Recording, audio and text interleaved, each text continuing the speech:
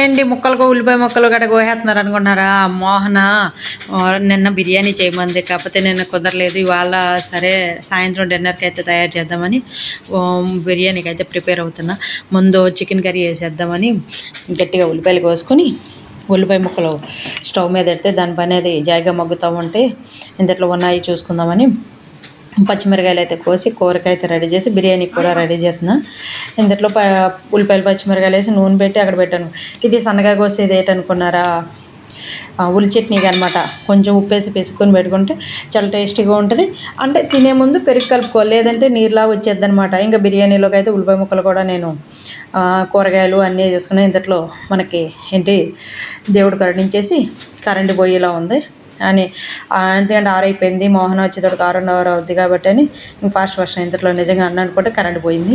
ఇంకా చీకట్లోనే కూరగాయ ముక్కలన్నీ రెడీ చేసుకుని ఇంతట్లో చికెన్ ఉల్లిపాయ ముక్కలు వేగిపోయినాయి. చికెన్ వేసేసి కొంచెం పసుపు ఉప్పు కూడా వేసేసి కొంచెం కారం కూడా వేసి మగ్గబెట్టేసాను.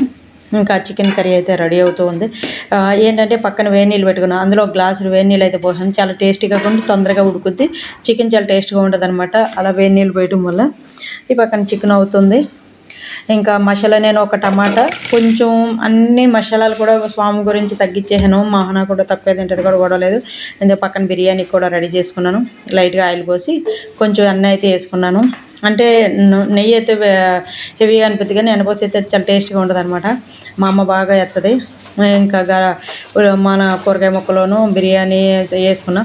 సాదీ బిర్యానీ అని పౌడర్ ఉంటే అది కూడా లైట్గా వేసాను.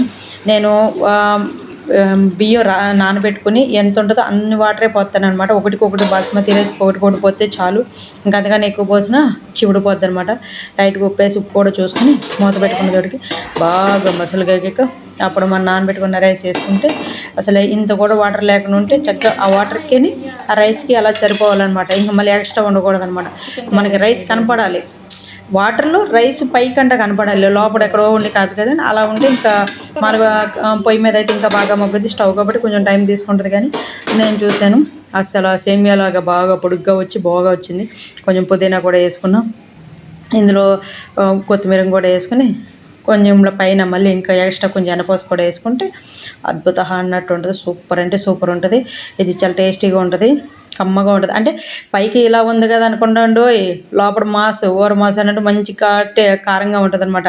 ఈరోజు డిన్నర్ అయితే రెడీ అవుతుంది. చికెను, బిర్యానీ, పెరుగు చట్నీ, ఉల్లిపాయ ఉల్లిపాయ, నిమ్మకాయ, వైట్ రైస్, పెరుగు. ఈరోజు ఇదేంటి మోహనాకి సర్ప్రైజ్ అనమాట. అందుకని తనని రమ్మన్నాను. వచ్చేయచ్చు, వేసేసి చల్లగా ఉంటుందని. కళ్ళు తెరు, బిర్యానీ కూర్చో.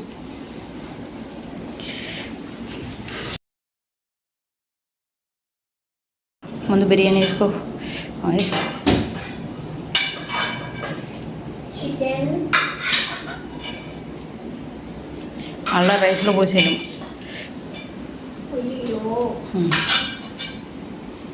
ఓ పక్క నుంచి రైస్. వేడి బిర్యానీ, వేడి వేడి కర్రీ చాలా బాగుంటుంది. ఈరోజు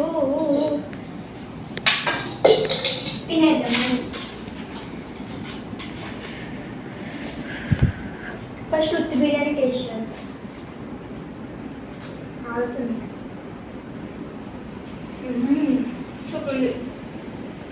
చికెన్ ముక్క అలా చికెన్ ముక్క తీసుకొని అన్నంలో కలుపుకొని తింటే మాట్లాడుతున్నా తెలుసా, అంత బాగుంది తెలుసా. అన్నీ చేసుకోవడానికి ముందే అంత కష్టపడతాం, తర్వాత కూడా అంతే కష్టాలు. గిన్నెలు కూడా మొత్తం ఎక్కడెక్కడ తోముకొని సింకు అన్నీ తోముకుంటే కానీ మనశ్శాంతి ఉండదు అనమాట. మంగళవారం కాబట్టి మంగళవారానికి సరిపడగా మళ్ళీ అన్నీ పర్ఫెక్ట్గా క్లాత్ ఇవ్వాలి, అన్నీ గుంజేసి ఆరపెట్టుకోవాలి. అప్పుడు కానీ మనశ్శాంతిగా నిద్ర పట్టదు. ముందు మెయిన్ మనం తినడం కోసం ఎంత కష్టపడద్దు, తర్వాత నీట్గా ఉండటం కూడా అంతే కష్టపడాలి. వీడియో కానీ నచ్చితే లైక్ చేయండి, షేర్ చేయండి, సబ్స్క్రైబ్ చేయండి. మంచి ఒక వీడియోతో మళ్ళీ కలుద్దాం.